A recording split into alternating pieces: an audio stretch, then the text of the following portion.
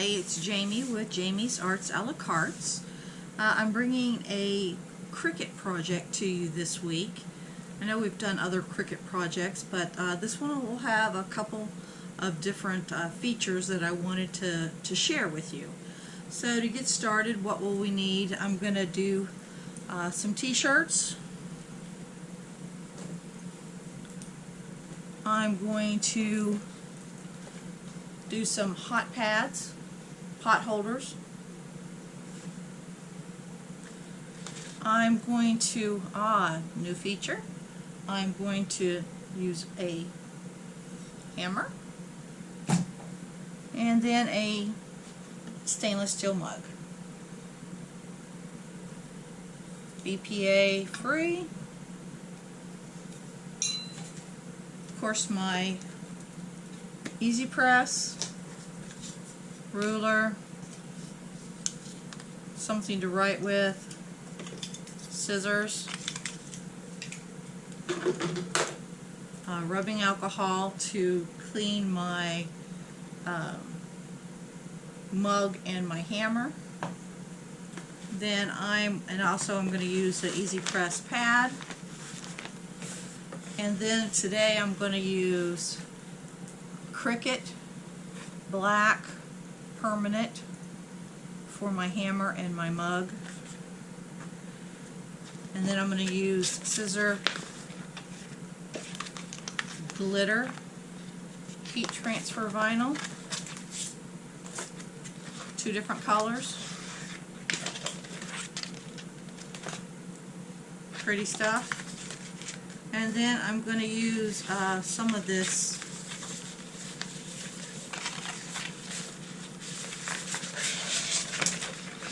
Star Wars vinyl transfer that I have.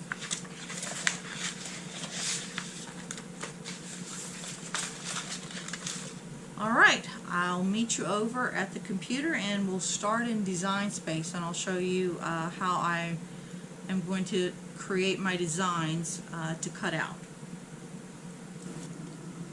Alright, here we are in Design Space, and I've created a few things over here to the side, but I want to show you how I actually do that. So we are creating pot holders for the holidays. So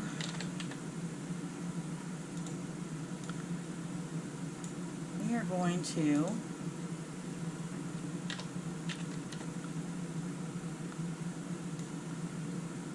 do Baker's Gonna Bake, and I went out and I found clip art of a rolling pin. So here's my rolling pin. I'm going to make it big and then I'll resize it. And here's my rolling pin, and I'm going to put the word gonna, Baker's Gonna Bake. And there we go. So I'm going to take that, and yeah, I like the way that's going to center. And what I'll do is, let me find the center of this. Let's put it on a hash mark, that way I can center the rolling pin to the word. So here's my center line.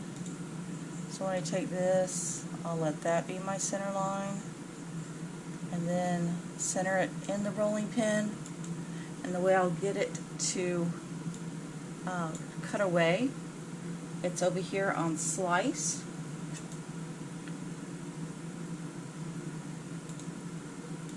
And there's that. We'll resize it, and you'll see, watch this, there's actually 2 sets. I'm going to get rid of those, I don't need those. And then we'll resize it. I know I need it to be, the whole thing needs to be like 4.5, no more than 4.5 by 4.5. So I know that's pretty big. So let me get where I need it to be.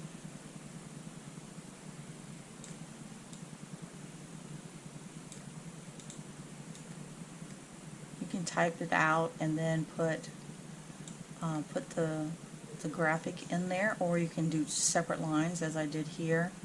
I want to pull it together a little bit. And then what I would do, first of all, we need to go in here, and it says no fill up here. This is important because it'll cause you grief. See how that says print? I want it to say no fill. That's okay, not a big deal. Okay. See how it says no fill now? Because what will happen is if you don't do that, it'll try to print first. I'm going to go ahead and weld. Weld you want to be careful with, but it essentially makes it one piece. Let's say, oh, I forgot to center that. Alright, you can still hit the undo button up there and unweld, but after, if you do another, if you put another command in, you won't be able to unweld after that. So I want to do again on my line, my 5-inch line.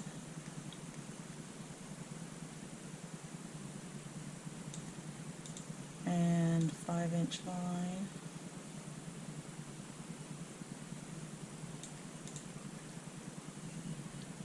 I want to go up just a smidge. And you can pick other applications. I'm going to pick weld for myself. So there it is. So I've created several.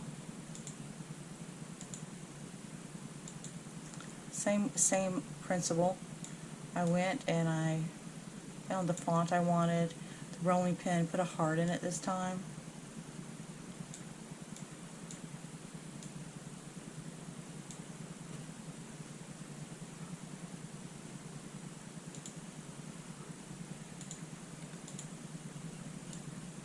Just making them all visible.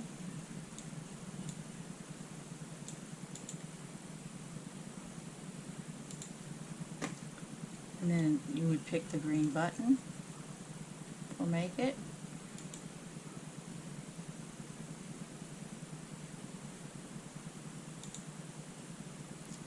Bakers, okay. I'm going to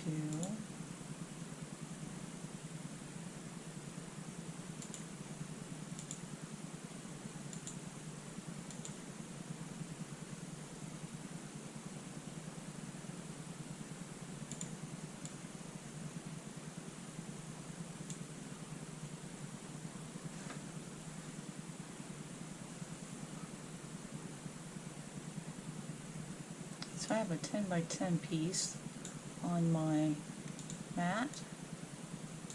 So I'm going to give myself just a little bit of extra room. Doesn't waste a lot of product, but it makes it easier with the weeding and all. And you want to mirror. And then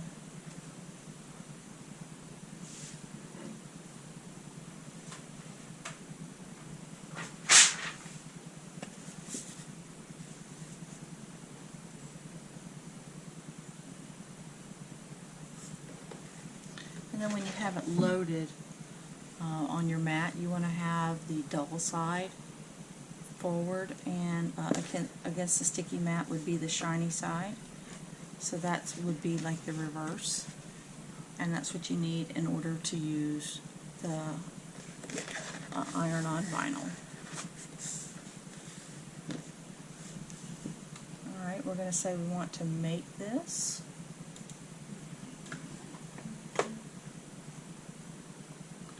And make sure mirror's on. We can see that it is on. I have it set correctly on my machine. My arrow's telling me to load. And then my cut. And there we go.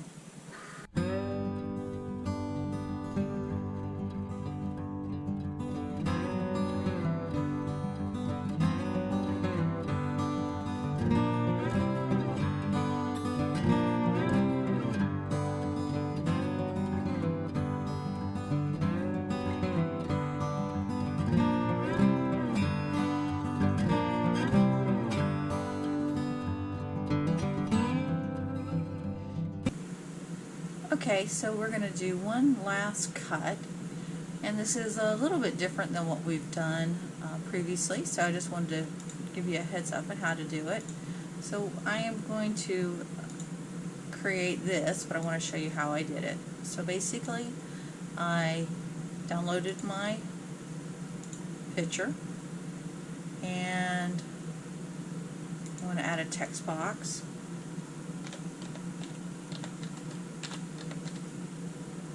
Oops, and spell it right.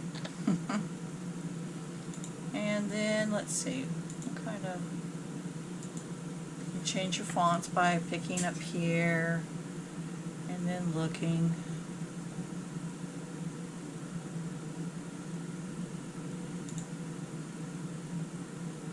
Oh, that's kind of cute.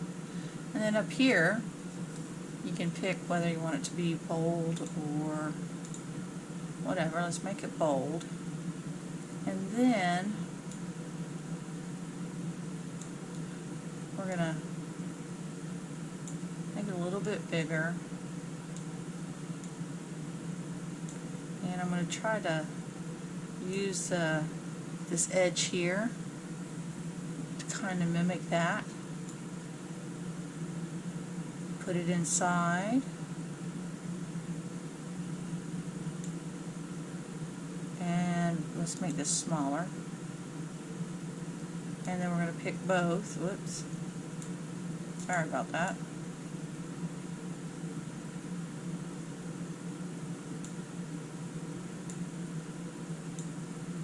And then we're going to hit slice.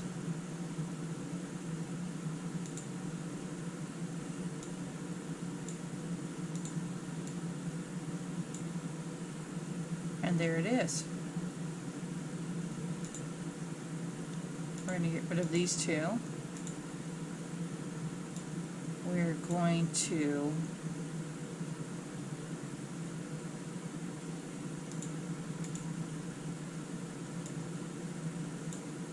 move this up, and we want it to fit on the shirt.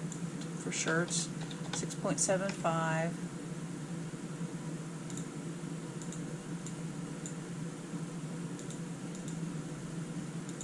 And there we are. So I will cut this out and meet you back over at the table, and we'll get that easy press out and start creating our gifts. Okay, back at the work table, our designs are cut out. The first thing that I do when I start to press on a t-shirt is I like to find my center. So basically I'm going to match up the seams, and I'm just going to give it a press, which doesn't leave a permanent thing on there, but it gives me a good idea of where to place it.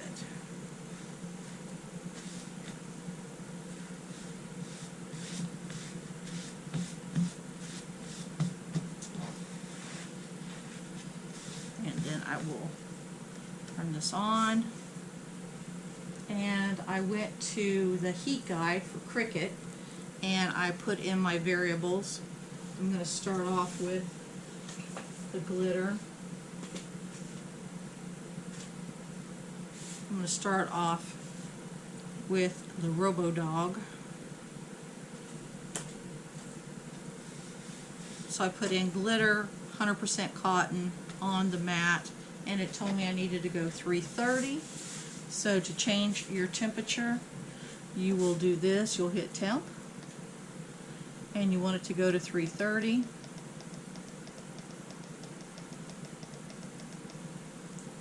Hit temp again, it sets it, and that'll start climbing.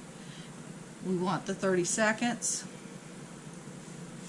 You do 30 seconds on the front, flip it over, and on the back side, do it 15 seconds. So while this is warming up, I can give myself that press. It won't take away the temperature. So while my machine, my Cricut, my Easy Press was coming up to temp, I went ahead and weeded my project. For a t-shirt, you typically want to take this center line and come down about 3.5–4 inches. So I'm going to come down 3.5, and I'm going to place, and I'm going to have to move my shirt up a little bit, but that's okay.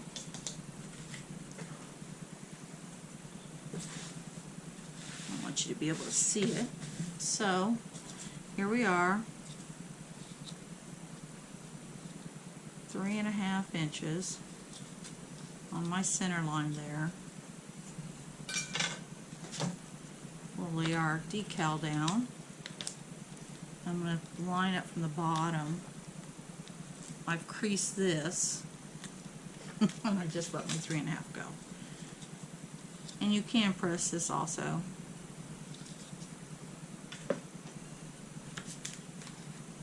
So you take your decal, get the top of it, line up where you want, knit it over.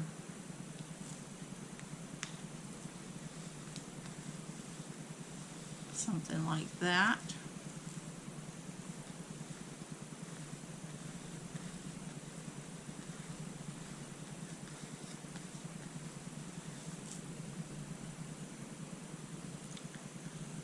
You can use parchment paper, you don't really need to. You have this carrier sheet that will protect it. So what it tells us to do is 30 seconds. And I like this size, it covers the entire thing. Oops. So here we go. And just a light pressure.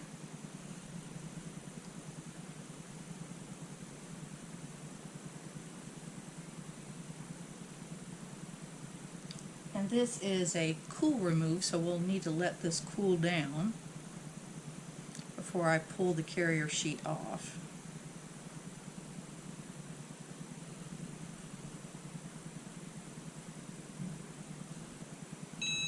And that beep lets us know that our timer's up. And it says to flip it over and do it for 15 seconds on the back. All of them are 30 seconds, so I'm basically just going to count it down to 15.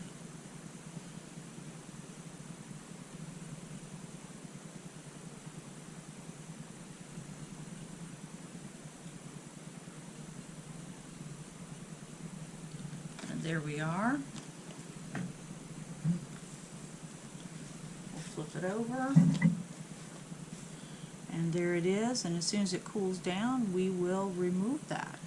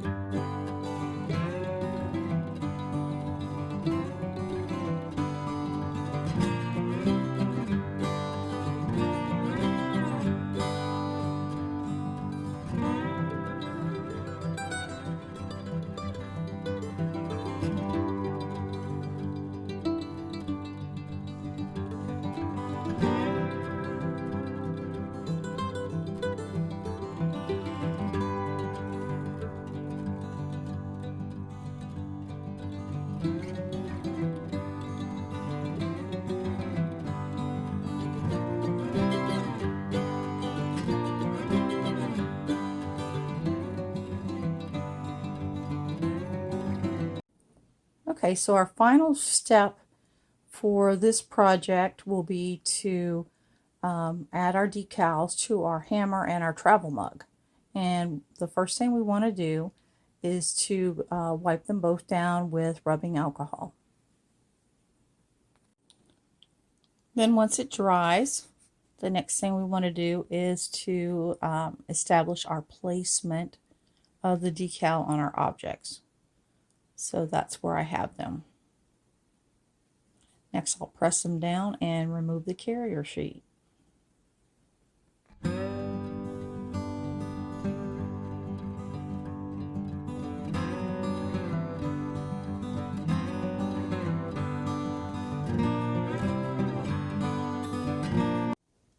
Okay, so here are our finished products, all pressed.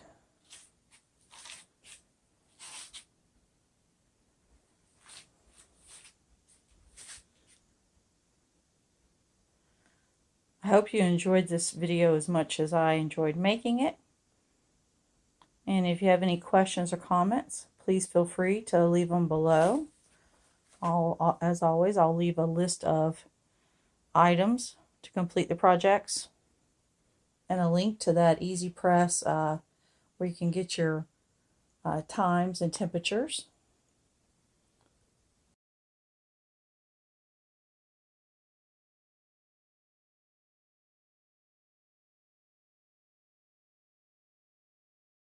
Well, until next time, happy crafting!